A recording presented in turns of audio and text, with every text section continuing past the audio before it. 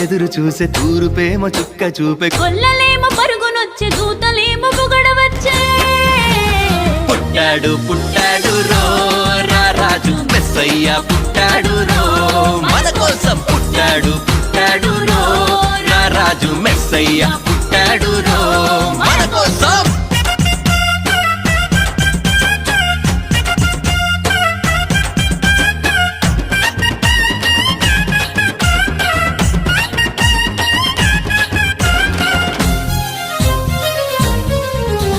పశుల పాకలో